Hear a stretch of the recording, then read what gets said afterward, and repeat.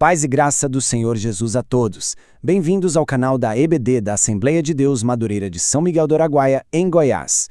Hoje, em nossa reflexão sobre a lição 4, o poder das palavras, vamos nos aprofundar na leitura de quinta-feira, que se encontra no Salmo 119, versículo 107.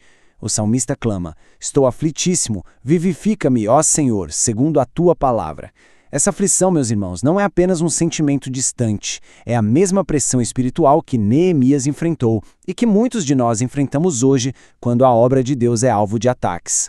O clamor do salmista por vida em meio à aflição nos coloca diante de uma questão fundamental. Como devemos reagir quando as palavras são transformadas em verdadeiras armas para desmoralizar, para caluniar e para tentar paralisar o avanço do reino de Deus? Neemias lidou exatamente com essa guerra, e a sua postura nos oferece um verdadeiro manual de estratégia espiritual. Vamos tentar visualizar aquele cenário. Os muros de Jerusalém, um símbolo poderoso da restauração de Deus, começavam a se reerguer. E a cada pedra que era colocada no lugar, a oposição se tornava mais feroz, mais barulhenta. A estratégia dos inimigos de Neemias era clara: usar o peso esmagador das palavras para quebrar o espírito do povo e assim sabotar a obra. Observem o arsenal de Sanbalate, Tobias e Gesem. O ataque não era a princípio com espadas físicas, mas sim uma campanha de guerra psicológica muito bem orquestrada. Eles usaram a zombaria para tentar diminuir a fé do povo. Lançaram mentiras, acusando Neemias de traição contra o rei. Usaram a calúnia para manchar suas intenções e, por fim, as ameaças para instalar o medo. Era uma estratégia calculada para gerar paralisia espiritual. E aqui, nós chegamos a um ponto central. É absolutamente crucial compreender que este ataque não era apenas contra Neemias como homem, mas sim contra o propósito de Deus que ele estava executando. O objetivo era semear a dúvida, a desconfiança e a divisão para anular um decreto que era divino. E é neste campo de batalha que a resposta de Neemias se torna uma lição magistral de liderança e de fé. Vamos analisar este confronto de estratégias. De um lado, o inimigo usou a distração, mas Neemias respondeu com foco absoluto. O inimigo lançou acusações falsas, mas Neemias se blindou com o que podemos chamar de um silêncio produtivo. Ele teve o discernimento de que responder à zombaria seria dar ao inimigo exatamente o que ele queria: a interrupção da obra.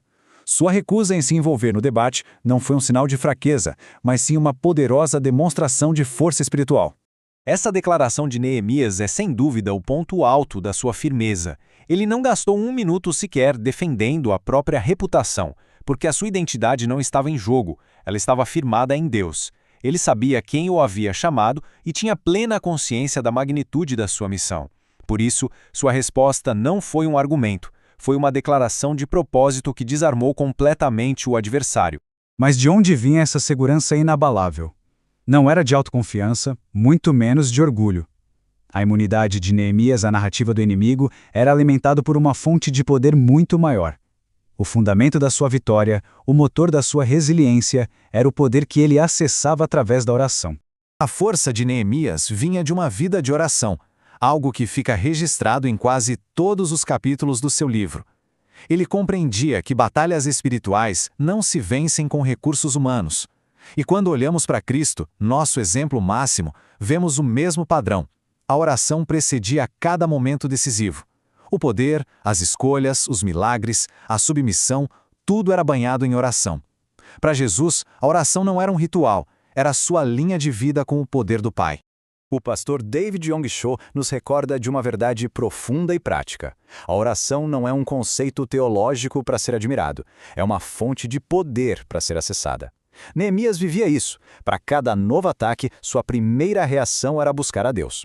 Para cada decisão, sua primeira ação era orar. E essa é a lição para nós hoje. A oração precisa se tornar nosso reflexo, não nosso último recurso. Pois bem, na vida com Deus, o poder espiritual não é uma teoria, mas a consequência prática de uma vida de comunhão. E isso nos leva da estratégia de Neemias para a nossa aplicação diária, através de uma das imagens mais marcantes de toda a Bíblia. Esta imagem define perfeitamente a vida cristã equilibrada. A colher de pedreiro na mão simboliza o nosso trabalho, a nossa missão, a edificação daquilo que Deus nos confiou. Já a espada na outra mão representa a nossa vigilância, a nossa arma de defesa, a oração e a palavra de Deus. Não há como escolher entre uma e outra. O crente fiel, o obreiro aprovado, precisa fazer as duas coisas ao mesmo tempo: edificar e vigiar. Então, como edificamos e protegemos os nossos muros nos dias de hoje? A resposta está em aplicar a mesma estratégia de Neemias. É preciso blindar o coração com a espada da oração e da palavra. Manter um foco inabalável na missão pessoal que Deus entregou. É necessário recusar-se a descer do muro para responder a críticas ou se envolver em polêmicas que só servem para roubar nossa energia.